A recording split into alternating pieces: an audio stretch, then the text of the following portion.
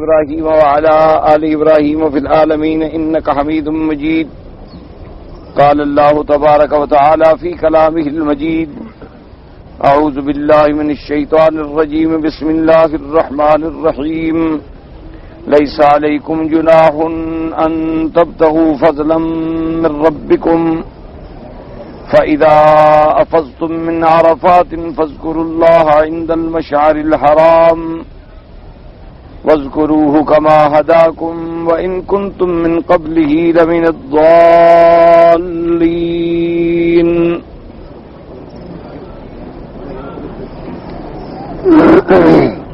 قال المؤلف والمفسر رحمه الله تعالى: أدام النفع بعلومه وعلومكم في الدارين آمين. إلى أن قال علي بن أبي طالب: أخبرني ابن جريج قال ابن مصيب قال علي بن أبي طالب: بعث الله جبريل عليه السلام إلى إبراهيم صلى الله عليه وسلم فحج به حتى إذا أتى عرفة فقال: عرفت، وكان قد أتاها مرة قبل ذلك فلذلك سميت عرفة. مفسر رحمۃ اللہ علیہ قرآن مقدس کی اس آیت مبارک پر اپنے تفسیری ارشاد فرماتے ہیں کہ فَإِذَا أَفَضْتُم مِّنْ عَرَفَاتٍ فَاذْكُرُوا اللَّهَ عِندَ الْمَشْعَرِ الْحَرَامِ. تو اب یہ ہے کہ وہ بتلا یہ رہے ہیں کہ عرفات کو عرفات کیوں کہا گیا ہے. تو اس میں ایک روایت ہے سیدنا علی ابن ابی طالب رضی اللہ تعالیٰ عنہ سے کہ اللہ تبارک و تعالیٰ نے جبریل علیہ السلام کو بھیجا. انہوں نے آ کے ابراہیم علیہ السلام کو تعلیم دی حج کرنے کی. فحج بھی، اور انہوں نے حج کیا ان کے ساتھ، ان کو سکھلایا. حتی اذا اتا عرفہ، جب عرفات میں پہنچے تو جبریل علیہ السلام نے فرمایا کہ عرفتہ، اب سمجھ گئے آپ تمام مناسک آپ نے جان لیے؟ انہوں نے فرمایا کہ ہاں سمجھ گیا. اس وجہ سے اس کو عرفات کہا گیا. یعنی ایک قول جو ہے یہ بھی مفسرین نے نقل فرمایا. وقال ابن المبارک عن عبد الملک بن سلیمان عطا قال انما سمیت عرفۃ ان جبریل علیہ السلام کان یری ابراہیم علیہ السلام المناسک قال عرفت فسمیت عرفات، کہ جب بھی وہ مناسک میں آتے ان کو سکھلاتے، تعلیم دیتے، اور اس کے بعد فرمایا عرفتہ، بھی تم نے جان لیا، سمجھ لیا. انہوں نے کہا سمجھ لیا عرفت تو عرفات ہو گیا. وروانا عن ابن عباس و ابن عمر وابی مجلس فاللہ اعلم. اب مفسر رحمۃ اللہ علیہ فرماتے ہیں کہ ابن عباس سے، ابن عمر سے، ابی مجلس سے بھی یہی روایت معروف ہے. تو بہرحال یعنی عرفات کا وجہ تسمیہ جو ہے، ایک تو سب سے پہلے علماء نے فرمایا کہ وہ اللہ کی معرفت کا مقام ہے، اس لیے اس کو عرفات کہا جاتا ہے. بعض علماء نے فرمایا کہ آدم علیہ السلام کو جب مناسک سکھلائے گئے تو فرمایا گیا کہ عرفتہ، تم نے جان لیا. انہوں نے کہا عرفتو، میں نے جان لیا تو عرفات ہو گیا. اور بعض علماء نے یہ اقوال بھی نقل کیے ہیں کہ جبریل علیہ السلام نے جب تعلیم دی سیدنا ابراہیم علیہ السلام کو تو ان سے بھی کہا کہ حل عرفتہ، جان لیا. انہوں نے کہا عرفتو، جان لیا تو عرفات ہو گیا. باقی یہ جو قصے ہیں کہ بی بی آدم اور حوا نے ایک دوسرے کو پہچانا، یہ سب روایات ایسی ہیں جن کا کوئی اعتماد اور اعتبار نہیں ہے. اسی لیے اس کو مفسرین کرام نے کوئی یعنی قابل ذکر بھی نہیں سمجھا. اب اس کے بعد فرماتے ہیں سمی عرفات المشعر الحرام والمشعر الاقصى ولا وزن هلال على هلال وعلى وزن هلال ويقال للجبل في وسطها جبل الرحمة. قال ابو طالب في قصيدته المشهورة وبالمشعر الاقصى اذا قصدوا له الليلة تلك الشراج القوابلي. اب فرماتے ہیں کہ عرفات کا نام مشعر الحرام بھی ہے، عرفات کو مشعر الحرام بھی کہتے ہیں، اور عرفات کو مشعر الاقصی بھی کہتے ہیں، اور عرفات کو العل سے الال بھی کہتے ہیں، علی وزن ہلال. کیونکہ ابی طالب نے بھی اپنے قصیدے میں ذکر کیا ہے کہ وبالمشعر الاقصى اذا قصدوا له، یعنی والمراد ہے عرفات کے جب لوگ عرفات کا اور انہوں نے ذکر کیا الا تلک الشواج القوابلی کہ جب جانے والے اس مقام کا قصد کرتے ہیں جسے مشعر اقصی بھی کہا جاتا ہے اور جسے الال سے بھی کہا جاتا ہے، تو یہ عرفات کے نام ہو گئے۔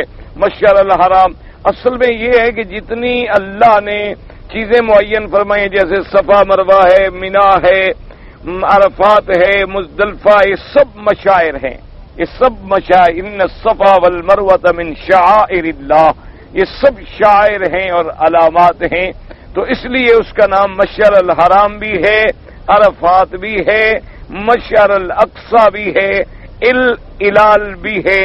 وقال ابن ابي حاتم حدثنا عماد بن سلمة قال حدثنا ابو عمرو زمات بن سلمة بن بهرام ان اكرمه ان ابن عباس رضي الله تعالى قال كان اهل الجاهليه يقفون بعرفه حتى اذا كانت الشمس على رؤوس الجبال كانها الامائم على رؤوس الرجال دفعوا فأخر رسول الله صلى الله عليه وسلم دفعا من غربت الشمس ورفع المرض وقف بالمزدلفة وصلى الفجر بغلس حتى إذا أصفر كل شيء وكان في الوقت الآخر دفع وهذا أحسن الإسناد۔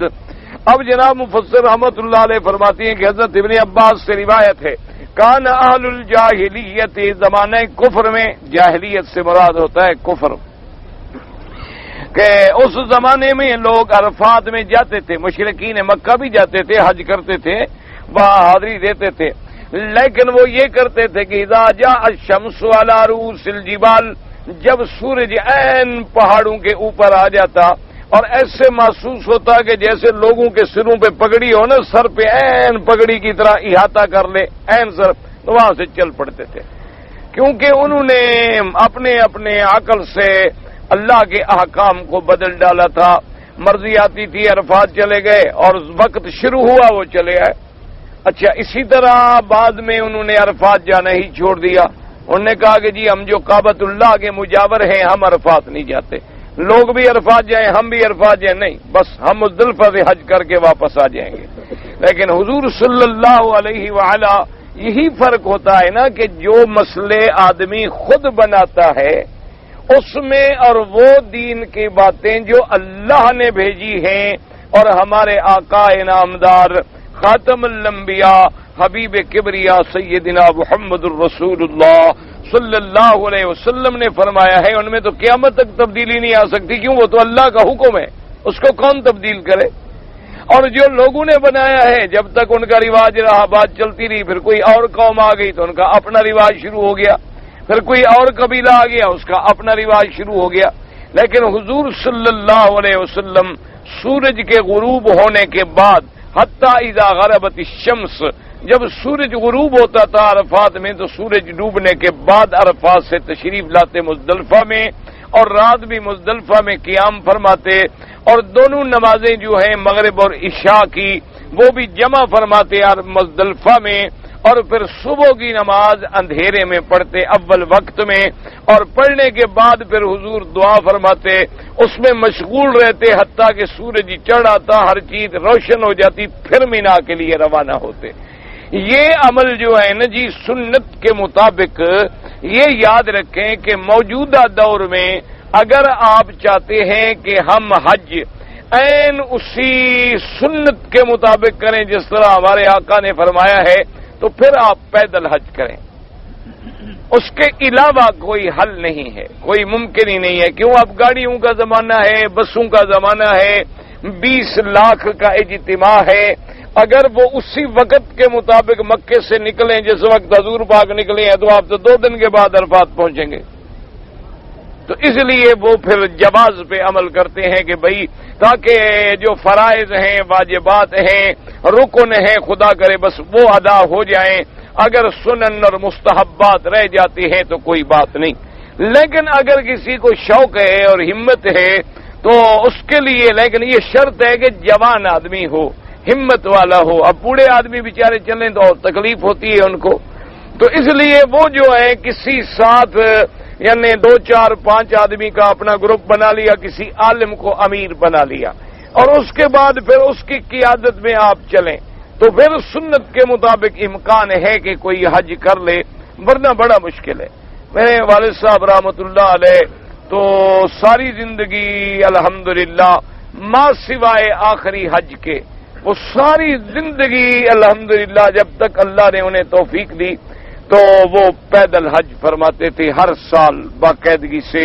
الحمدللہ اللہ نے انہیں پتہ نہیں 30-40 حج نصیب فرمائے۔ تو ہمیشہ وہ بس جب آ جاتا وہ کہتے بھی آپ جانے، بچے جانے، گاڑیاں جانے، موٹریں جانے، ہم تو بھائی بس وہ چھتری ہاتھ میں پکڑی اور السلام علیکم اپنے پیدل چلے گئے، خلاص۔ اور وہی مصلی ہوتا تھا، اسی کو بچھایا، کسی سائے میں بیٹھ گئے۔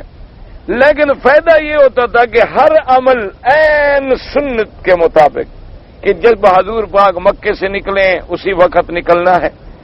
مینا میں عین مشعر الحرام کی مسجد ہے، اور جہاں انبیاء علیہ السلام نے قیام فرمایا اور حضور صلی اللہ علیہ وسلم تشریف لے آئے، وہیں جا کے ڈیرا لگا لیتے تھے اپنا۔ اس کے بعد جب حضور صلی اللہ علیہ وسلم مینا سے چلے عین اسی وقت عرفات کے لیے چلتے۔ اچھا، عرفات میں بھی پہنچ جاتے تھے، وہ وادی ارنا میں بیٹھے رہتے تھے کہ بھی وقت ہو جب حضور پاک وادی ارنا سے عرفات گئے پھر میں اسی وقت جاؤں گا۔ تو اسی وقت پھر وادی ارنا سے پھر عرفات تشریف لے جاتے، پھر عین غروب شمس کے وقت پیدل چلتے اور مزدلفہ میں آتے اور نمازیں پڑھتے، قیام کرتے، فجر کی نماز پڑھتے، پھر پیدل جو ہے مینا تشریف لے آتے۔ تو یہ اب سنت پہ عمل کرنا کہ کوئی سنت نہ چھوٹے، پھر وہ پیدل کے بغیر مشکل ہے، کیونکہ گاڑیاں تو اپنے نظام سے چلیں گی اور مجبور ہیں۔ حج میں کوئی فرق نہیں آتا، یہ بات یاد رکھو۔ حج الحمدللہ سب کا صحیح ہے، اللہ سب کا حج منظور و مقبول فرمائے۔ لیکن ایک ہوتا ہے نا جی کہ عین سنت کے مطابق آدمی نماز پڑھے، سنت کے مطابق سفر کرے، وہ تو پھر تب ہے جب سفر تمہارے ہاتھ میں ہو۔ جب تمہارے ہاتھ میں سفر نہ ہو، تم گاڑی والے کے ہاتھ میں، اور گاڑی والا رش کے ہاتھ میں ہے، 6-6 گھنٹے بھی گاڑی پھنس سکتی ہے، اور نکل پڑے تو 10 منٹ میں بھی پہنچ جاتی ہے۔ تو یہ تو سب اللہ تبارک و تعالیٰ کے ہاتھ میں ہیں باتیں، اور اس میں پھر کوئی قصور نہیں ہے، نہ حج میں کوئی نقص ہے، حج بالکل ٹھیک ہے۔ لیکن شوق ہو کہ میں سنت پہ عمل کروں تو پھر پیدل کرو، ہمت کرو۔ لیکن جوان آدمی، بوڑھے آدمی ہمت نہ کریں۔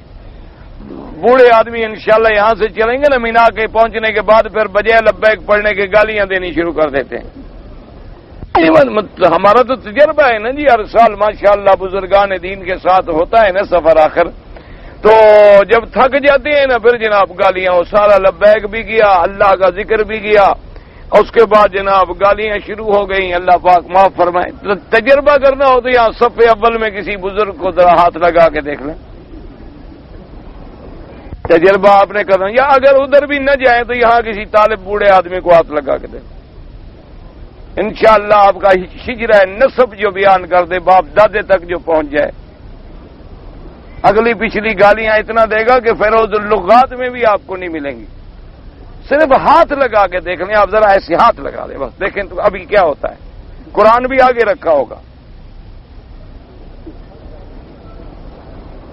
اور حدیثیں سنتے ہیں جی حضور کو لوگ پتھر مارتے تھے اور حضور دعائیں دیتے تھے۔ جب ہمارا یہ حال ہے تو لوگوں کو کیا تبلیغ کریں؟ لوگوں کو ہم تقریریں کرتے ہیں، تقریر کیا ہے جی حضور کو لوگ پتھر مارتے تھے، حضور دعائیں دیتے، ہمیں تو کوئی ہاتھ لگائے تو گالی دیتے ہو۔ جب مولوی کا یہ حال ہو کہ ساری زندگی حرم میں گزر جائے، 20 سال تفسیر پڑھتے گزر جائے اور حالت نہ بدلے، تو آپ لوگوں سے کیا توقع کرتے ہیں سننے والوں سے کہ وہ بدل جائیں گے؟ بیٹھنے پہ لڑائی، کتاب پہ لڑائی، راہ رکھنے پہ لڑائی، آگے پیچھے ہونے پہ لڑائی، کوئی گزر گیا تو لڑائی، کسی نے جگہ مانگ لی تو لڑائی۔ کیا حد ہے، کیا حد ہے، اور ہم پتہ نہیں کہاں گزر گئے ہیں۔ اب تو وہی بالکل وقت آ گیا ہے کہ ہم قیامت کا انتظار کریں، بس سیدھی سی بات ہے۔ کیونکہ بالکل یہ محسوس ہو رہا ہے کہ بس عین قیامت سامنے ہے، اور بالکل باقی صرف وہ علامات کبریٰ ہیں، بڑی نشانیاں باقی ہیں جو میرے سرکار نے فرمائی ہیں، اور باقی سب باتیں پوری ہو گئی کہ ہم قیامت کا انتظار کریں اور اللہ سے معافی مانگو۔ حضور نے فرمایا کہ جب میری امت میں 15 باتیں آ جائیں گی تو فرمایا پھر وہ اللہ کے عذاب کا انتظار کریں. پتہ ہے وہ 15 چیزیں کیا ہیں جو حضور نے فرمائی ہیں؟ آپ نے فرمایا کہ میں ایک وقت آ جائے گا کہ جب مال غنیمت جو ہیں وہ تقسیم ہوں گے تو لوگ ان کو زیادہ دیں گے جن سے تعلق ہوگا اور مستحق محروم ہوں گے. یعنی اگر کوئی چیز دینی بھی ہوگی تو تعلق والے کو، واسطے والے کو زیادہ ملے گی اور حقدار محروم ہوگا. ایک دوسرا آپ نے فرمایا کہ اس کے بعد جو ہے لوگوں کو زکوٰۃ نکالنا جو ہے بڑا شاق گزرے گا کہ بھئی بڑی مشقت سے زکوٰۃ نکالیں گے. پہلے تو دیں گے نہیں. اگر کوئی دے گا تو وہ یہ خوشی نہیں سمجھے گا کہ بھی اللہ کا فرض پورا ہو گیا، سبحان اللہ، اللہ نے مجھے مال دیا تھا تو زکوٰۃ دے رہا ہوں. اگر میں بھی بھوکا ہوتا تو کیا کرتا؟ یا آج اللہ مجھ سے سارا مال چھین لے، میں خود زکوٰۃ لینے والا بن جاؤں، میرا کیا حال ہوگا؟ لیکن فرمایا زکوٰۃ تو دیں گے، لیکن زکوٰۃ کو یہ سمجھیں گے کہ گویا ہم پر ایک عذاب ہے. اور آپ نے فرمایا کہ امانات جو ہیں ان کو مغنم بنا دیا جائے گا کہ کوئی آدمی امانت رکھے گا، ودائع رکھے گا تو لوگ یہ سمجھیں گے کہ مال غنیمت ہے، ہمیں مل گیا، کھاؤ پیو، چھوڑو یار، جب مانگے گا دیکھا جائے گا کون دیتا ہے. فرمایا کہ یہ 3 چیزیں آ گئیں. اور اس کے بعد حضور نے فرمایا کہ اذا اطاع الرجل زوجہ وعق امہ، کہ جب لوگ اپنی بیوی کی بات مانیں اور ماں کی بات نہ مانیں. میں کہ جب میری امت کے لوگ اپنی بیویوں کے تابع ہو جائیں، بیوی جو ان کو حکم دے، حلال حرام جائز ناجائز سب مانے، لیکن ماں کا نافرمان. اس کے بعد فرمایا بر صدیقہ وعقا جفا اباہ، جب لوگ اپنے دوستوں کے ساتھ تو بڑے اخلاق، بڑی محبت، بڑا پیار، لیکن اپنے باپ کا مخالف اور دشمن. دوست ملنے کے لیے آئیں تو ان کے لیے تو بچھ بچھ جا رہا ہے نا کہ آئیے جناب اور آئیے جناب اور آئیے جناب، اور باپ سے بات کرے کہیں گے چھوڑو یار، کیا ہے بڈھا آدمی ہے، چھوڑو دفع کرو، بڑا تو پاگل ہیں جی، کیا کریں پرانے لوگ ہیں، سمجھ نہیں آتا. اور اس کے بعد فرمایا اذا شربت الخمور، جب دنیا میں شراب عام ہو جائے. اور اس کے بعد حضور نے فرمایا کہ جب بازاروں میں زنا عام ہو جائے. اور حضور نے فرمایا کہ جب لوگ جو ہیں وہ آلات گانے بجانے کے زیادہ گھروں میں رکھیں، یعنی اس میں آپ دیکھ لیں کہ وی سی آر فلمیں، ٹی وی ڈش انٹینے، اور اس کے بعد جناب باقاعدہ آج کل تو خیر ویسے بھی بڑا فیشن ہے، جو ہمارے بہت بڑے مہذب طبقہ کے لوگ ہیں وہ تو خیر خود ناچ بھی خود کرتے ہیں، ڈسکو، اور بجاتے بھی خود ہیں، آلات ان کے گھروں میں موجود ہیں. اور ہر بڑے گھر میں فلور بنا ہوا ہے، ڈانس فلور بنے ہوئے ہیں وہاں، یہ بڑے گھروں کی بات ہے. فرمایا جب یہ عام ہو جائے. اور حضور نے فرمایا کہ جب گانے والیاں عام ہو جائیں، الکائنات والمعازف، گانے والیاں اور گانے کے آلات، فرمایا یہ چیزیں عام ہو جائیں تو فرمایا فَلْيَرْتَقِبُوا رِيحًا حَمَرَاءَ او خَصْفًا او مَسْخًا، فرمایا پھر اللہ کے عذاب کا انتظار کرو. اللہ تم پہ کوئی سرخ آندھی بھیجیں گے، یا اللہ تمہیں زمینوں میں دھسا دیں گے، یا اللہ تمہاری شکلیں بدل دیں. انا للہ و انا الیہ راجعون. اب ایمان سے کہیں جو 1400 سال پہلے میرے آقا نے فرمایا وہ بالکل سامنے، اس میں کوئی ذرہ برابر بھی فرق ہے. حضور نے فرمایا کہ جب قوم کے رئیس جو ہیں، سردار جو ہیں وہ رذیل لوگ بن جائیں. اسی طرح حضور نے فرمایا کہ جو بکریاں چرانے والے جن کے پاؤں میں جوتا نہیں ہوتا تھا وہ بلڈنگوں کی بلندی میں فخر کریں کہ میری بلڈنگ بڑی ہے، وہ کہے میری بلڈنگ بڑی ہے، وہ کہے کہ میری بلڈنگ بڑی ہے۔ یہ سب علامات قیامت ہیں اور یہ تمام کی تمام گزر چکی ہیں، پوری ہو چکی ہیں۔ اب تو صرف وہ باقی ہے خروج الدابہ کہ صفا مروہ سے ایک دابہ، ایک جانور نکلے گا۔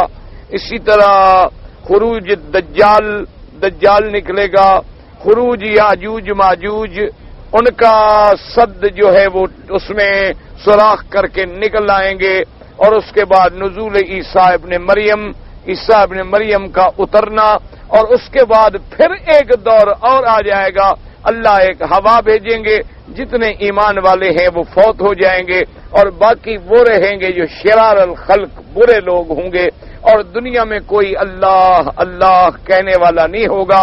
پھر اس کے بعد قیامت جو ہے قائم ہو جائے گی۔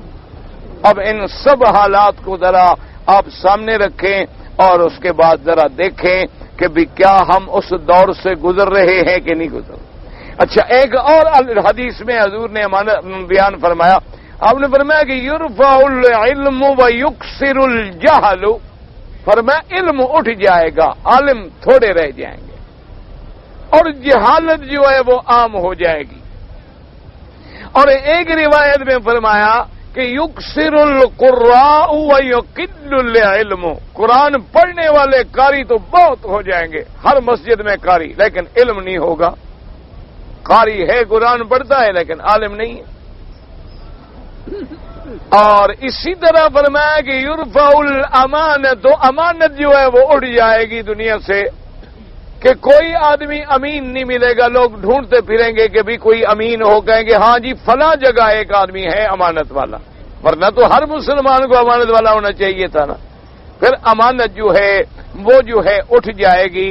فرمایا یہ بھی علامات قیامت میں سے ایک علامت ہے۔ اچھا، اب آگے آئیں کتنی حضور، اور فرمایا کہ لعن آخر هذه الامت اولها، ایک وقت آ جائے گا جب اس امت کے آخری لوگ جو ہیں اپنے پہلوں کو گالیاں دیں گے۔ اب دیکھیں شیعہ دے رہے ہیں کہ نہیں دے رہے،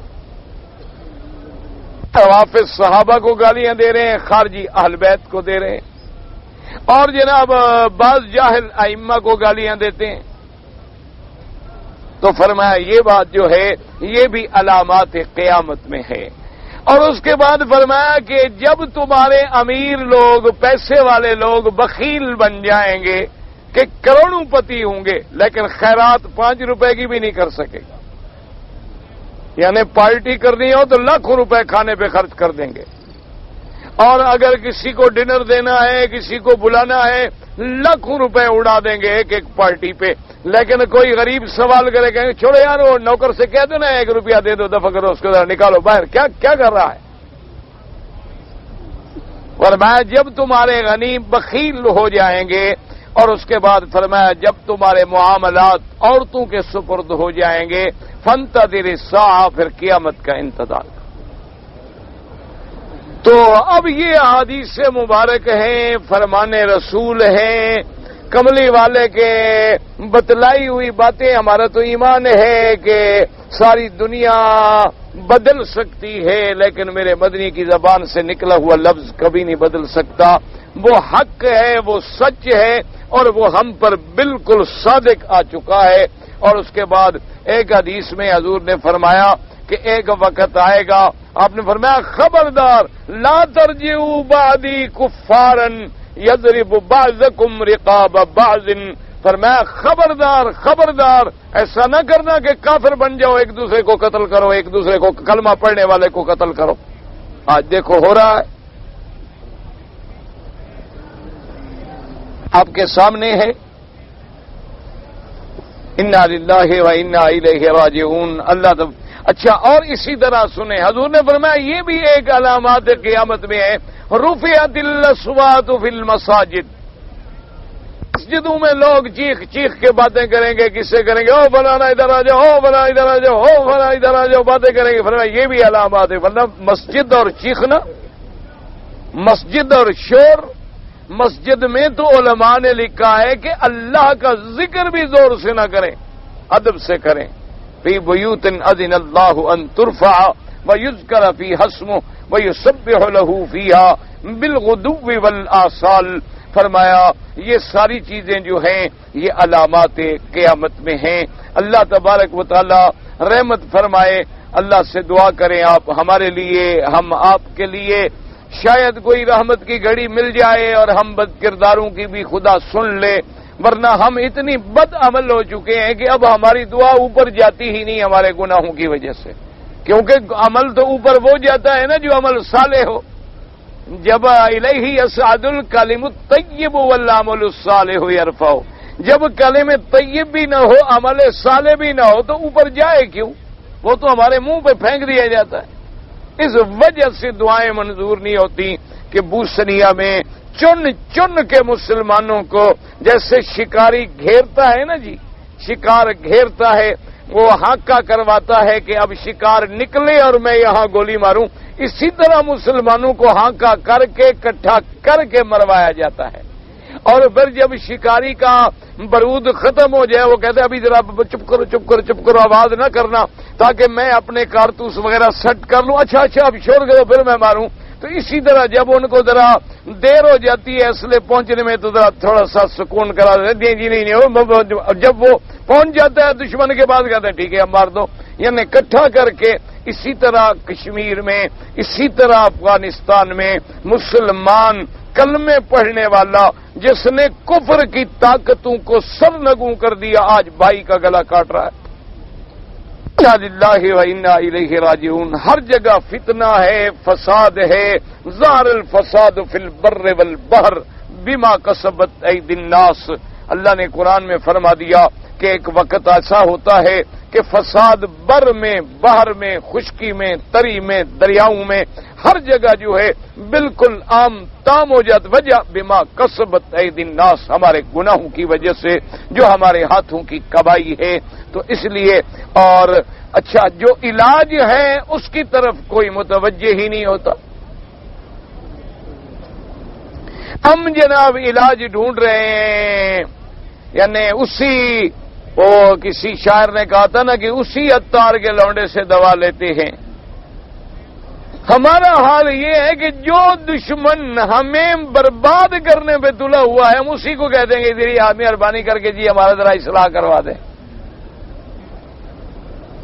انا للہ و انا الیہ راجعون. بس دعا کریں اللہ پاک ہمارے حال پہ اور عالم اسلام پہ رحم فرما دیں اور اللہ پاک عزت کا فیصلہ فرما کے ہمارے گناہ جو ہیں وہ معاف کر دیں اور اللہ پاک ہمیں معافی عطا فرما دیں. اس کے علاوہ کوئی حل نہیں. ایک ہی حل ہے جو میرے مدنی نے فرمایا.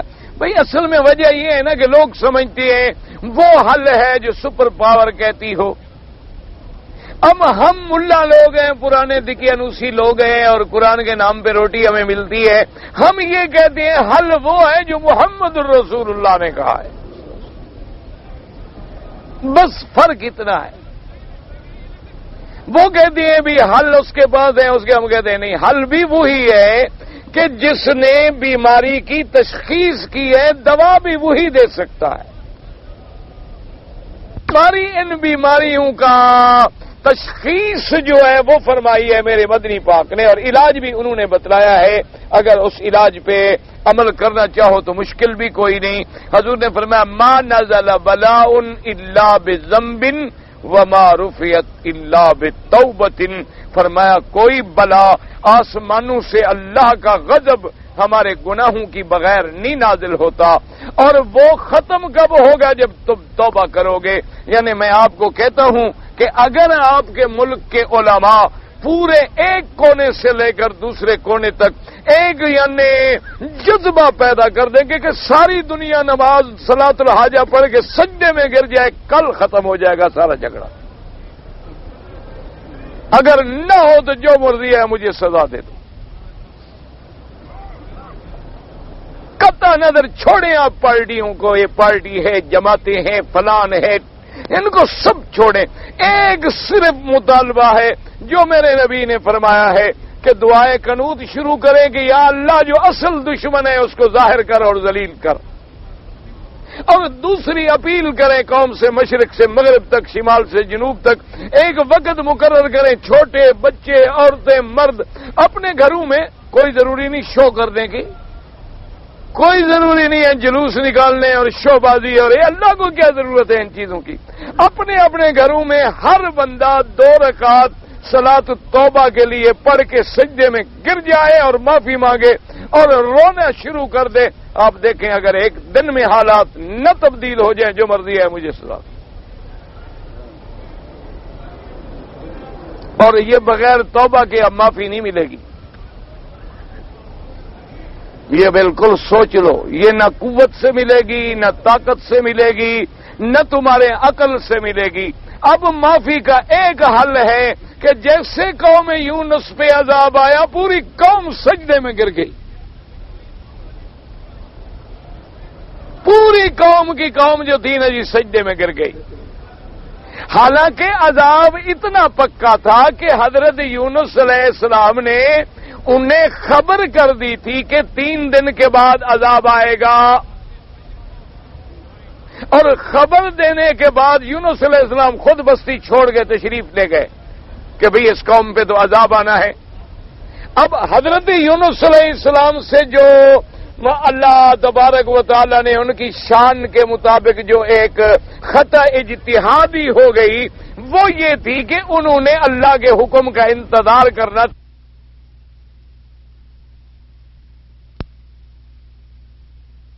آپ یہیں رہیں، ہم آپ کو یہی حفاظت کر لیں گے، عذاب لوگوں پہ آئے گا، آپ محفوظ رہیں گے.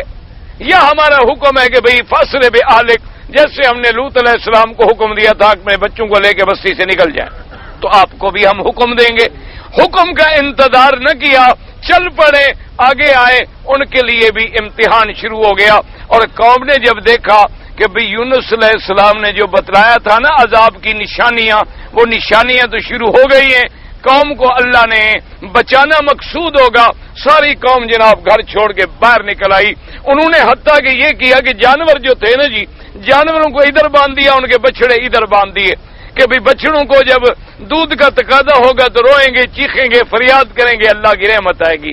مائیں علیحدہ ہو گئیں، بچے علیحدہ ہو گئے، دھوپ میں آ کے گر گئے اور سجدے میں پڑ گئے، روتے رہے، چیختے رہے. اللہ نے فرمایا لما آمنوا فکشفنا عنہم العذاب، جب ایمان لے آئے اور میرے در پہ اجتماعی طور پہ گر گئے، ہم نے بھی پھر اپنی تقدیر کے فیصلے جو تھے تبدیل کر دیے اور فرمایا کہ عذاب ٹال دو.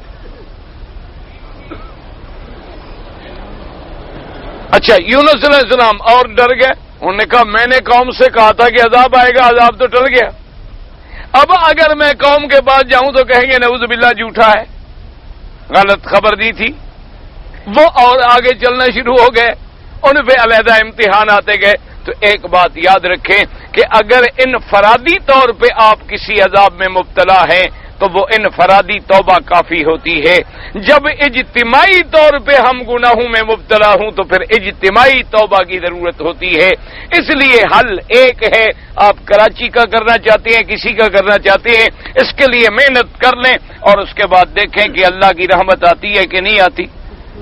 ورنہ آپ کو دشمن لڑا رہا ہے، یاد رکھو نہ کوئی مہاجر قاتل ہے، نہ سندھی قاتل ہے، نہ کوئی سپاہ صحابہ قاتل ہے، نہ کوئی مسلمان. یہ دشمن کی سازش ہے. وہ اندر گھسا بیٹھا ہے اور لڑا لڑا کے ہمیں جب بے حال اور بے جان کر دے گا تو دبوچ لے گا. نہ آپ نے 18 ارب خرچ کیا کوئی امن ہو گیا، اور 50 ارب خرچ کر دو پھر بھی نہیں ہوگا جب تک رب راضی نہ ہو. یہ کسی بندے کے بس کا مسئلہ نہیں. اب سب اللہ کے دروازے پہ گرو، بڑے ہو چھوٹے ہو، عورتیں ہیں مرد ہیں، کسی جماعت سے تعلق رکھتے ہیں، گالے ہیں گورے ہیں، مہاجر ہیں، سندھی ہیں، پٹھان ہیں، بلوچ ہیں، کچھ ہیں، سب ایک دفعہ خدا کے دروازے پہ گر جاؤ کہ اللہ میاں بس ہماری معافی دے. بس ہم اپنا گناہوں کا اعتراف کرتے ہیں، ہمیں معاف کر دو. اور جب تم دروازے پہ گرتے ہو نا توبہ کے لیے، اللہ پھر میرے رحمت اللہ کی جوش میں آ جاتی. اس لیے کہ میرے اللہ کا بھی وعدہ ہے، یاد رکھنا میرے اللہ کا وعدہ کبھی خلاف نہیں ہوتا. جب شیطان نے قسم کھائی نا جی لعین نے کہ فَبِعِزَّتِكَ لَأُغْوِيَنَّهُمْ أَجْمَعِينَ، اس نے کہا اللہ مجھے بھی تیری عزت و جلال کی قسم ہے میں بھی تیرے سارے بندوں کو گمراہ کر کے جہنم میں ڈالوں گا مگر وہ جن پہ تیرے خاص بندے ہیں جن پہ میرا جادو نہ چلے۔ اللہ نے فرمایا لئین اگر تو نے قسم کھائی ہے تو پھر سن میں بھی قسم کھاتا ہوں فبعزتی مجھے بھی اپنی عزت و جلال کی قسم ہے کہ جب تک میرے بندے توبہ کر کے رو پڑیں گے میں بھی معافی دیتا رہوں گا۔ یہ بھی اللہ کا فیصلہ ہے تو صرف یہ کریں۔ ہم تو غریب مولوی لوگ ہیں ہماری تو بھائی کون سنتا ہے۔ اگر آپ میں سے اللہ نے کسی کو توفیق دی ہو قلم سے زبان سے خط سے کسی ذریعے سے میڈیا سے قوم کو صرف اسی بات پر توجہ دلائیں کہ اللہ سے معافی مانگ لیں بس، اور اس میں کوئی پارٹی نہیں، کوئی جھگڑا نہیں، کوئی فساد نہیں، کوئی مسئلہ نہیں اور کوئی جلسہ نہیں، کوئی اپنے اپنے گھروں میں اللہ کے آگے گر جائیں، دن ہے رات ہے تو اللہ ہر وقت سنتے ہیں۔ اب جناب فرماتے ہیں رحمۃ اللہ علیہ کہ حضور صلی اللہ علیہ وسلم تشریف لے آتے وقال من جرین محمد بن قاسم سلم قال خطبنا رسول اللہ صلی اللہ علیہ وسلم وهو بعرفات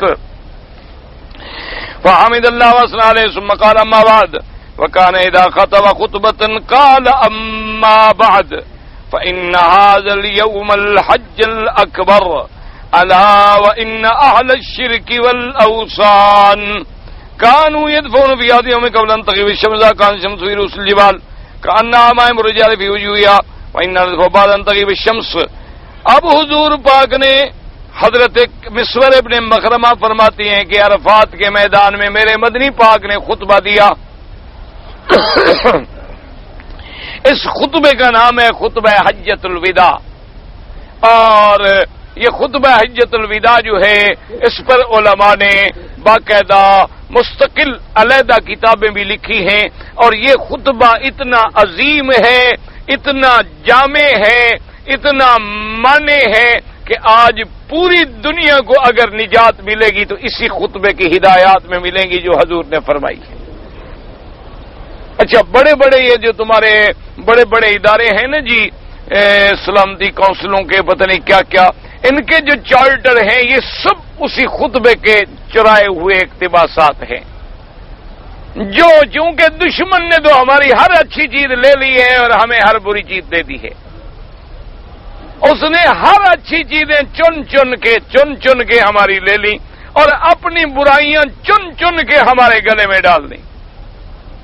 اب جناب اس خطبے میں میرے مدنی پاک نے فرمایا اما بعد، اس لیے یاد رکھو یہ لفظ جو ہے اس میں بعض علماء فرماتی ہیں کہ سب سے پہلے جو استعمال کیا تو داؤد علیہ السلام نے کیا کہ اللہ فرماتے ہیں آتیناہ الحکمت وفصل الخطاب، کہ ہم نے اس کو فصل الخطاب جو ہے اس میں علماء نے فرمایا کہ چھوٹے سے کلمات ہوں لیکن کلام مختصر ہو، موجز ہو لیکن معانی زیادہ ہوں، یہ ہے فصل الخطاب۔ جیسے میرے مدنی نے فرمایا اوتی تو جوامع الکلم، اللہ نے مجھے جوامع الکلم عطا فرمائے ہیں کہ کلمہ تو تھوڑا ہوگا لیکن اس کے اندر معانی کا دریا ہوگا۔ تو بعض علماء فرماتے ہیں کہ سب سے پہلے اما بعد کا جو لفظ ہے یہ استعمال کیا داؤد علیہ السلام نے، لیکن یاد رکھیں صحیح بات جو ہے وہ یہ ہے کہ یہ لغت عربی کا حرف ہے، اور داؤد علیہ السلام کے زمانے میں تو لغت عربی تھی ہی نہیں، ان کے زمانے میں تو لغت عربی بھی نہیں تھی، پہلے تو سریانی اور عبرانی زبانیں تھیں۔ اول من تکلم بالعربی، ہمارے پاس جو عربی آئی حضرت اسماعیل علیہ السلام سے آئی، اور حضرت اسماعیل علیہ السلام نے عربی جو ہے وہ امالکہ کے قبیلوں سے سیکھی جو یمن کے علاقے سے آئے تھے اور مکے میں آباد ہوئے تھے، ان سے اسماعیل علیہ السلام نے عربی سیکھی، کیونکہ اسماعیل علیہ السلام کی بھی اپنی زبان عربی نہیں تھی، وہ بھی شام سے آئے تھے، ان کو حضرت ابراہیم علیہ السلام نے چھوٹے بچے تھے اور مکے میں چھوڑ دیا تھا، تو یہاں آپ نے عربی سیکھی۔ تو اسی لیے علماء نے لکھا ہے کہ ایک صحبان وائل نامی ایک آدمی گزرا ہے بڑا ادیب، سب سے پہلے اس نے کہا تھا اما بعد، اور میرے آقا خاتم الانبیاء صلی اللہ علیہ وسلم بھی جب خطبہ پڑھتے تو آپ بھی اس کے بعد یہ کلمہ استعمال فرماتے اما بعد. آپ نے خطبہ پڑھا اور اس کے بعد جب یہ ارشاد فرمایا تو ساتھ یہ فرمایا کہ یاد رکھو کہ یہ دن جو ہے یوم الحج الاکبر یعنی عرفات کا دن جو ہے، اور فرمایا کہ خبردار جو شرک والے تھے، بت پرست تھے، وہ تو یہاں جب سورج سر پہ ہوتا تھا تو نکل جاتے تھے، لیکن ہم سورج ڈوبنے کے بعد عرفات سے چلیں گے. وَكَانُوا يَدْفَعُونَ مِنَ الْمَشْرِقِ بَعْدَ أَن تَطْلُعَ الشَّمْسُ إِذَا كَانَتْ الشَّمْسُ فِي رُءُوسِ الْجِبَالِ كَأَنَّهَا الرِّجَالُ. اور اسی طرح وہ مشعر الحرام مزدلفہ سے بھی اس وقت جاتے جب عین سروں پہ سورج آ جاتا. اور اس کے بعد وہ قبل ان تطلع الشمس مخالفا هدينا هدي الشرك.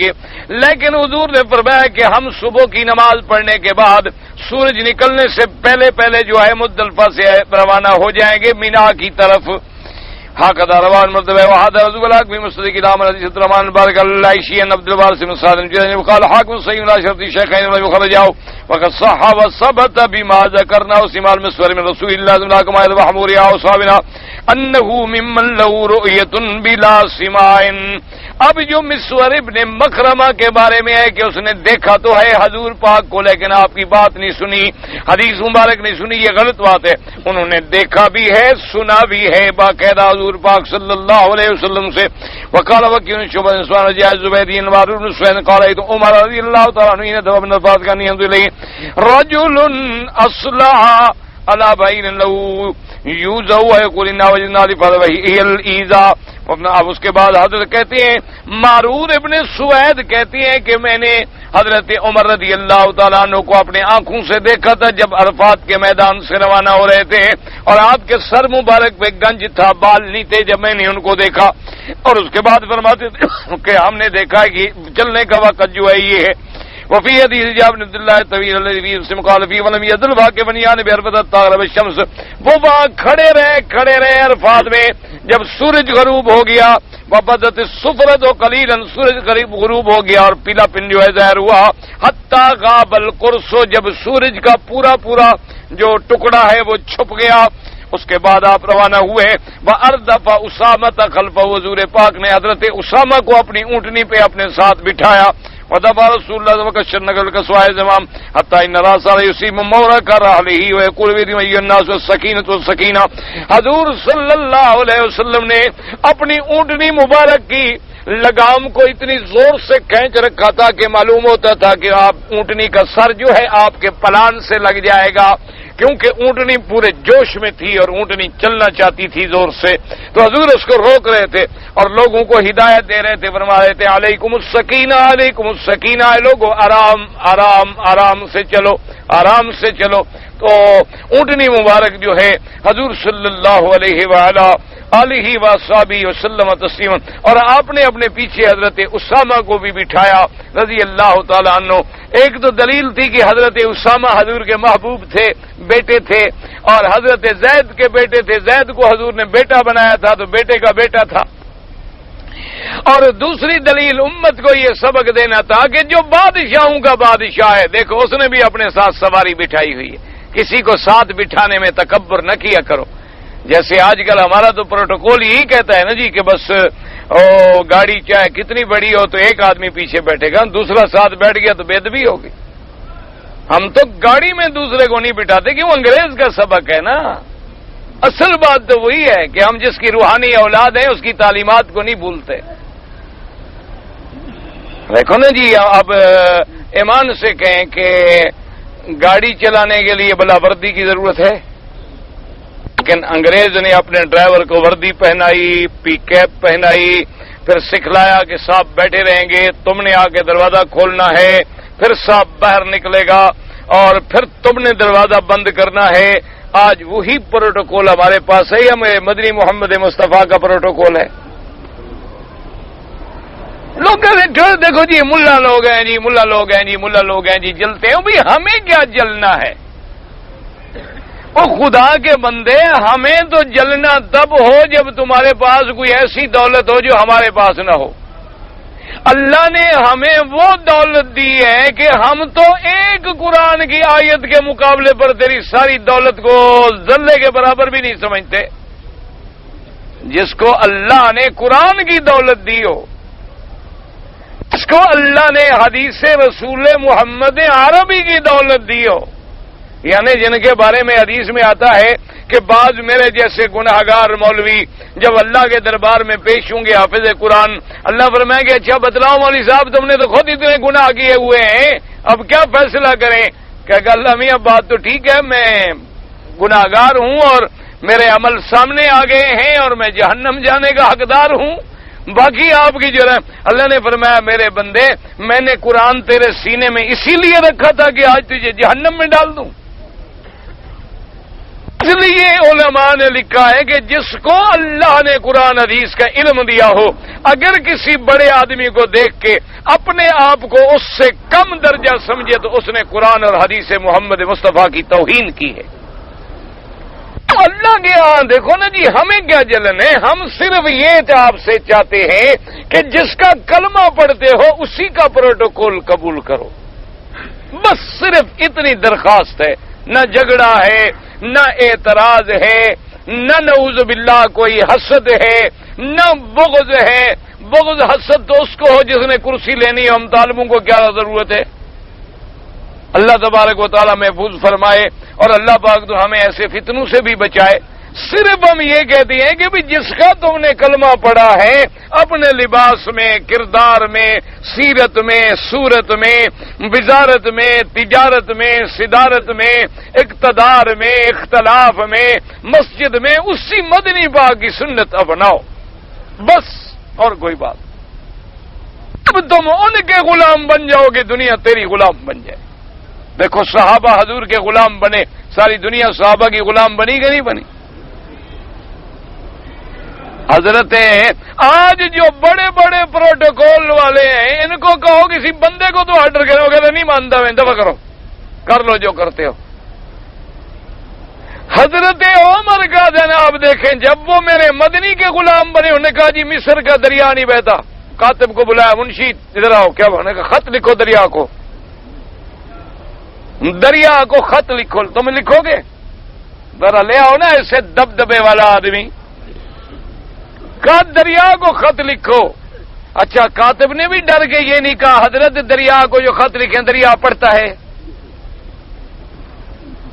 اچھا دریا میں اگر پانی ہو خط ڈالیں گے تو پانی میں بھیگ جائے گا، کسے ختم، کاغذ بھی ختم، لکھائی بھی ختم، لکھنے کا فائدہ۔ اس کو پتہ تھا جو عمر کہہ رہا ہے اللہ عرش سے قبول کر لیں گے، اس کو پتہ تھا کہ دوسری بات مت کرو، جو عمر کہہ رہا ہے فرش پہ اللہ عرش پہ جاری کر دیں گے۔ انہوں نے کہا لکھو دریا کو کہ ان تجری بھی امر اللہ، اگر بہنا ہے تو اللہ کے حکم سے بہو، ہم کوئی بدعت نہیں کریں گے، شرک نہیں کریں گے، ہم تیرے چڑھاوے نہیں چڑھائیں گے، تم میں ہم لڑکیاں نہیں ڈالیں گے، نہیں بہتے ہو تو ہمیشہ کے لیے بند ہو جاؤ، اللہ قادر ہے ہمیں دوسرا دریا دے دے گا۔ اور اپنے گورنر کو لکھا حضرت عمرو بن العاص کو میرا خط آ رہا ہے، جا کے دجلہ میں رکھ دو، جا کے فرات میں رکھ دو، اس دریا میں رکھ دو جو نہیں بہتا۔ اچھا گورنر کو خط ملا، اس نے بھی نہیں کہا کہ جناب دریا کو بھی خط لکھا جاتا ہے، اس نے کہا نہیں عمر کا خط ہے، دریا کیا ہے؟ جا کے دریا میں رکھا۔ صحابہ کہتے ہیں، حضرت عمرو بن العاص کہتے ہیں کہ بس ہم باہر نکلے، رات کو اتنی دریا چڑھا جو زندگی میں بھی کبھی نہیں چڑھا تھا، پھر آج تک بند نہیں ہوا۔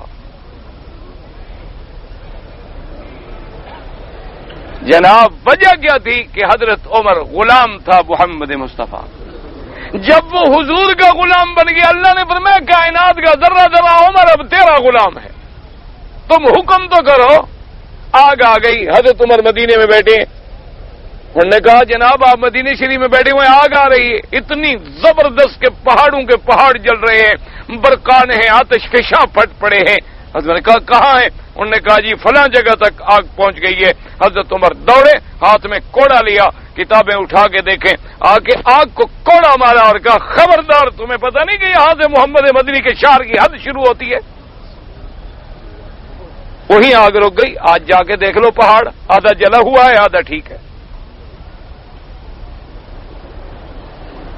آگ بھی سنتی ہے، وجہ کیا تھی کہ آگ کس کی، دریا کس کے، فضائیں کس کی، ہوائیں کس کی؟ میرے اللہ کی۔ اور جب تم اللہ کے غلام بن جاؤ گے ہر چیز تیری غلام بن جائے گی۔ جب تم اللہ کے نافرمان بن جاؤ گے پھر تیرا بیوی بھی کہنا نہیں مانے گی. تجربہ کر لو, تمہارا مانتی ہوگی شاید بھی, ہم مولویوں کا تو نہیں مانتے, تمہارا مانتی ہوگی تو اچھے لوگ ہو, بھی کہنا نہیں مانیں گے, بھائی بھی نہیں مانیں گے. وجہ کیا ہے؟ ہم اللہ کے نافرمان ہو گئے. اللہ نے کہا ہر چیز تمہاری نافرمان. میں نے عمرے کے احرام باندھنے سے پہلے غسل میں خوشبودار صابن بھی اور تولیہ بھی استعمال کیا, تو پھر کیا ہو گیا؟ تو ابھی تو تم نے احرام باندھا ہی نہیں ہے. احرام کی نیت کے بعد خوشبو استعمال کرنی ناجائز ہے, پہلے کیوں منع ہے؟ پہلے تو سنت ہے, خوشبو بدن کو لگاؤ, غسل کرو, سب کچھ کرو, تو کوئی آپ نے غلطی نہیں کی. جب آپ احرام باندھ لیں, لبیک پڑھ لیں, اب آپ کو خوشبو نہیں لگانی, اب آپ کو صابن خوشبو والا استعمال نہیں کرنا. کہتے ہیں جی مجھے میرے اپنے بھائی نے چھوٹا بچہ دیا ہے کہ بھئی یہ بچہ گویا کہ اب تمہارا بچہ ہے, تو ہم اس کو پال رہے ہیں, بیٹا بنایا ہوا ہے, تو اس کو اب مدرسے میں داخل کرانا ہے, تو ہم اپنا نام لکھیں یا اس کے باپ کا بھی؟ اس کے باپ کا. اس نے جو دے دیا, یعنی وہ تمہیں بچہ دے رہا ہے, تم اس کے باپ کا نام بھی مٹانا چاہتے ہو دنیا سے؟ اللہ نے اولاد اسی لیے تو دی ہے کہ ماں باپ کا نام زندہ رکھے. ادعوہم لآبائہم, ان کو اپنے باپوں کے نام سے پکارو. ان کا جب باپ موجود ہے تمہیں کیا حق ہے؟ تم نے پالا ہے, باپ بھی بن گئے تم, اسی کا نام رکھو, کوئی فرق نہیں پڑتا. یہ پھر شیطان دماغ میں ڈالتا ہے نا, جب لڑکا بڑا ہوگا وہ سمجھے گا میں ان کا بیٹا تو نہیں ہوں, میرا باپ تو اور تھا, پھر نفسیاتی ایک کمپلیکس ہوگا. اور پھر کیا کمپلیکس؟ تم نہ بھی بتاؤ اس کو پتہ لگے گا. حق حق ہے, کبھی نہیں چھپتا. اور بہتر ہے کہ آدمی پہلے بتا دے جبھی چھوٹا ہوتا, کہ اس کے ذہن میں ابتدا ہی سے یہ بات آ جائے اور بعد میں نفرت بنے ہی نہ, کہ بھئی تم ہمارے بھتیجے ہو یا ہمارے بھائی کے بیٹے ہو, ہم نے تمہیں محبت سے بیٹا بنایا ہوا ہے, تمہارا باپ وہ ہے, اور تاکہ وہ اپنے باپ کا بھی احترام کرے, تمہارا بھی احترام کرے.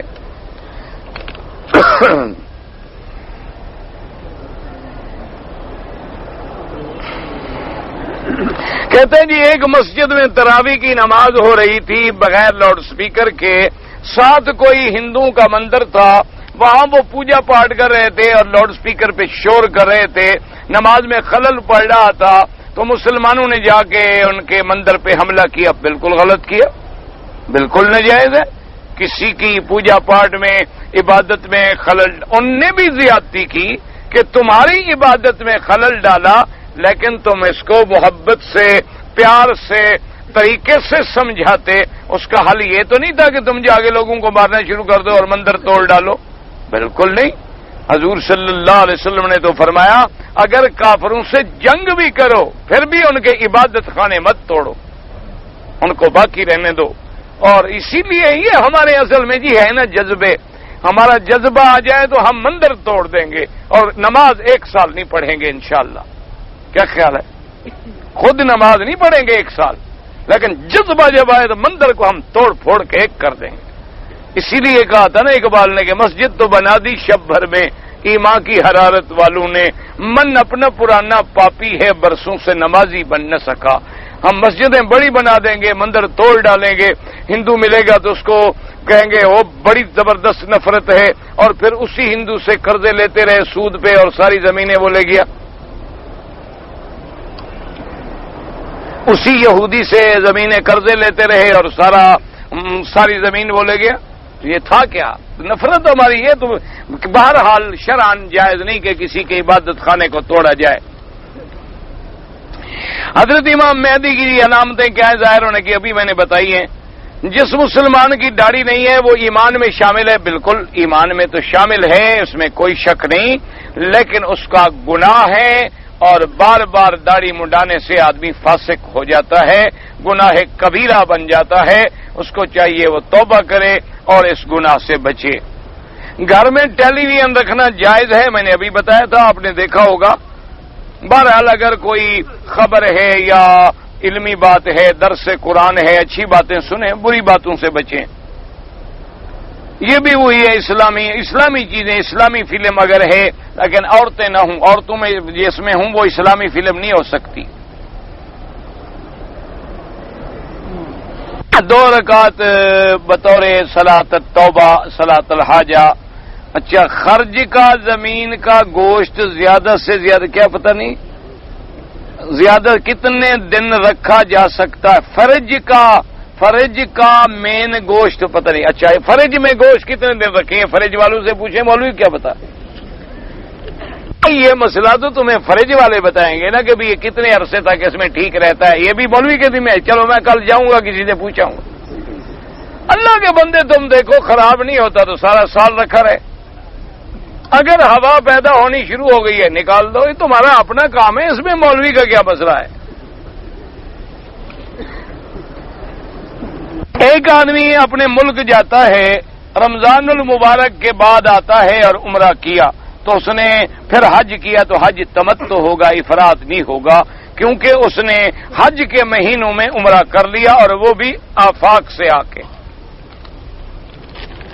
اب بھائی اتنا لمبا چوڑا تو سوال کیا ہے جی. ایک امام صاحب نے مجھ سے عرض کیا کہ ہے تو کہہ دیا 10 سال کے لیے اس کیا 10 سال کیا درد ہونا شروع ہو گیا ہے. ایک مولوی صاحب کو میں نے کہا تھا مجھے دانتوں میں درد ہے، اس نے پڑھا تھا، اس سے پھر جا کے پڑھوا لو. ہمیں تو پڑھنا آتا نہیں بھائی، ہم تو خود گناہگار آدمی ہیں، کسی نیک آدمی سے جا کے پڑھوا لو. درخان کا کام حضرت نوح علیہ السلام نے کیا تھا، تو اسی طرح لوہار کا کام حضرت داؤد والا نہ الحدید، ان کے ہاتھ میں لوہا نرم ہو گیا. اور نائی کا کام ہر پیغمبر اپنے بال مبارک خود بناتے تھے، بغلے مبارک خود صاف کرتے تھے. یہ تو سب نے کیا. اگر میرے ساس سسر زندہ ہیں تو اگر مجھے عمرے کا بولیں تو میں کروں، تم انکار کر ہی نہیں سکتے. جی اگر ماں باپ کی بات ہو تو میں مان لوں گا کہ تم نہیں مانو گے، لیکن ساس سسر اور توبہ ساری خدائی ایک طرف، جورو کا بھائی ایک طرف، یہ تو جورو کا باپ ہے. مسئلہ پوچھنے کی کیا ضرورت ہے جناب، تم سر کے بل کرو. ماں باپ بیچارہ کہے تو ان کو گالیاں دو، ابھی تو قیامت آئے گی نا. اچھا جی، ایک عورت کسی سے جنا کرنے کے بعد حملہ ہو گیا. اچھا جنا نہیں، لفظ زنا ہے، زے کے ساتھ ہے، جیم کے ساتھ نہیں ہے. اچھا حملہ ہو گئی، فیصلہ ہو گیا، دوسری جگہ شادی ہوئی، ناجائز اولاد کا جنم ہوا. اب کیا ہوگا؟ اس اولاد کے پیچھے نماز پڑھنا درست ہے نہیں ہے؟ تمہیں امام بھی صرف وہی ولد الحرام ملا ہے پوری دنیا میں، اور کوئی امام نہیں ملا. تو ایسا کرو جتنے لڑکے ایسے پیدا ہوئے ہیں اس کے پیچھے کھڑے کرو، تاکہ جیسا امام ویسے مقتدی. اچھا یاد رکھو نماز تو ہو جائے گی، اس لیے کہ اس بچے کا تو کوئی گناہ نہیں نا. گناہ تو عورت یا اس زانی نے کیا تھا. جو بچہ پیدا ہوا اس کا کیا گناہ ہے؟ اس نے تو نہیں کہا تھا ان سے کہ زنا کرو. لیکن چونکہ دنیا میں یہ بات عیب سمجھی جاتی ہے کہ جی فلاں اولاد ہے، حرام کی اولاد ہے، حرام کی اولاد ہے، تو نماز اس کے پیچھے پڑی جاتی ہے جس سے لوگ کراہت نہ کریں، جس کی لوگ عزت کریں. اس لیے فقہا نے کہا کہ ایسے آدمی کو امام نہ بناؤ، ورنہ نماز تو ہو جاتی ہے. اب یہ تھوڑا ہے کہ اگر نماز پڑھیں تم اشتہار بناتے پھرو کہ یہ ایسا ہے، یہ ایسا ہے، یہ ایسا ہے. اللہ سب کو پردے میں رکھے. ہم خود کتنے گناہگار ہیں، ہمارے کتنے گناہ ہوتے ہیں، اس لیے فقہا نے منع کیا ہے. جو بجلی پتہ نہیں کڑک ہو کیا ہے، استغفر اللہ پڑھتے ہیں، ٹھیک کرتے ہیں تاکہ اللہ کا عذاب نہ ہو، اچھی بات ہے. میری پھوپھی فوت ہو گئیں، جو فوت ہو گئے اللہ سب کی قبروں پہ رحمت کرے. صلہ رحمی والے اقربا کون سے ہیں؟ جتنے تمہارے رشتہ دار ہیں، الاقرب فالاقرب، باپ ہے، بیٹا ہے، بھائی ہے، بہنیں ہیں، ان کے عزیز ہیں. پھر اس کے بعد رشتہ داروں کی فہرست. صبح کی تہجد والی اذان یہاں کیوں ہوتی ہے؟ سنت ہے تاکہ لوگ تہجد کے لیے جاگ جائیں. جہاں نہیں ہوتی تب بھی کوئی حرج نہیں، چونکہ نفلی عبادت ہے. اگر ہو تو اچھی بات ہے، نہ ہو تو کوئی ضروری بھی نہیں ہے. ہم نماز میں کس دلیل سے ہاتھ نہیں اٹھاتے؟ حدیث میں ہے کہ حضرت ابن مسعود نے فرمایا کہ میں نماز پڑھ کے دکھاتا ہوں جیسے حضور نے پڑھی ہے، تو انہوں نے پہلی دفعہ ہاتھ اٹھائے، اس کے بعد ہاتھ نہیں اٹھائے. موطا امام محمد میں حدیث موجود ہے. میں نے کافی عرصہ پہلے حضور کا دیدار کیا تھا. تو اچھا ہو گیا. اب یہ باتیں دیکھو میرے بھائی، اگر اللہ نے کسی کو حضور کا دیدار نصیب کیا ہے یہ بڑی نعمت ہے. دعا کرو اللہ ہر مسلمان کو نصیب کرے. اچھا، اور جس کو نصیب ہو جائے اشتہار نہ دیتے پھرو کہ مجھے ہوا تھا مجھے ہوا تھا مجھے ہوا تھا. یہ نعمت چھپانے والی ہوتی ہے، یہ نعمت اخباروں یا اشتہاروں میں دینے والی نہیں ہوتی. اور جو لوگ اخباروں میں اشتہاروں میں تقریروں میں کہتے ہیں وہ جھوٹے ہوتے ہیں، ان کو ہوتی ہی نہیں. وہ ایسے قصے بناتے ہیں. جب اللہ نے کیا ہے تو یہ تمہارے اور اللہ کے درمیان میں ایک راز ہے. اللہ نے تمہیں اتنا نعمت نصیب کی، شکر کرو. اللہ تبارک و تعالیٰ کا شکر ادا کرو کہ حضور کی زیارت ہو گئی خواب میں. دکان کے کرایہ کی رقم میں زکات دیں، بالکل وہ تمہارا کاروبار ہے. کرایہ جو آ رہا ہے، کرایہ آ رہا ہے، کاروبار ہے، سال میں حساب رکھو، باقاعدہ 2.5% زکات دو. عمرے میں صفا مروہ پورا کرنے کے بعد اپنا بال کٹانے سے پہلے میں نے اہلیہ کے بال کاٹ لیے، کوئی بات نہیں، کوئی حرج نہیں. تم دونوں نے صفا مروہ دوڑ لی تھی، اب دونوں نے احرام سے نکلنا تھا. تم نے اچھا کیا کہ اپنی بیوی کے بال خود کاٹ لیے، بجائے اس کے کہ وہ غیر مردوں سے کٹوائے یا کسی دوسرے کے پاس جائے. تم کاٹ لو اور وہ تمہارے بال کاٹ لے، کوئی فرق نہیں پڑتا. اچھا جی، زندہ آدمی کا طواف ہے، طواف اپنا کرو، اس کے لیے دعا کر لو، اللہ ثواب دیں گے. کراچی سے آتے وقت عمرہ کر کے مدینہ شریف چلا گیا. آج بیماری کیا خانہ کعبہ بغیر نیت احرام کے آ گیا ہوں. اگر کوئی عذر صحیح تھا تو پھر ٹھیک ہے، ورنہ دم پڑ جاتی ہے امام ابو حنیفہ رحمۃ اللہ علیہ کے نزدیک. تو اب اگر آپ ٹھیک ہیں تو بہتر یہی ہے کہ یہاں مسجد میں جا کے عمرہ کر لیں تاکہ عمرہ تمہارا قضا ہو جائے. اللہ توفیق دے تو ایک بکری دم بھی دے دیں. اچھا، اگر کوئی عورت اپنے شوہر سے چوری اپنے والدین کے پیسوں سے مدد کرتی ہے تو کیا یہ جائز ہے؟ بالکل ناجائز ہے. کوئی عورت شوہر کی منظوری کے بغیر اس کے گھر سے کوئی چیز باہر نہیں دے سکتی، نہ اپنے ماں باپ کو، نہ اپنے رشتہ داروں کو، اور نہ کسی کو. لیکن یہ مسئلہ جو ہے نا جی، یہ بڑا کوئی لاکھوں میں شاید ایک گھر ہو. اب تو مسئلہ یہ ہوتا ہے کہ بھی خامند بیوی کی اجازت کے بغیر خرچ کر سکتا ہے یا نہیں کر سکتا.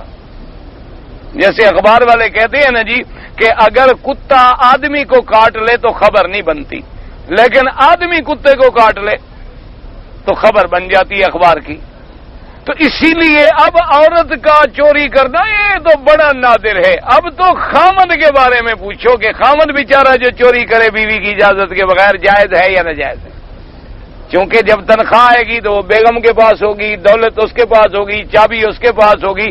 یہ تو بیچارہ یتیم شوہر ہے، وہ بازار میں جا کے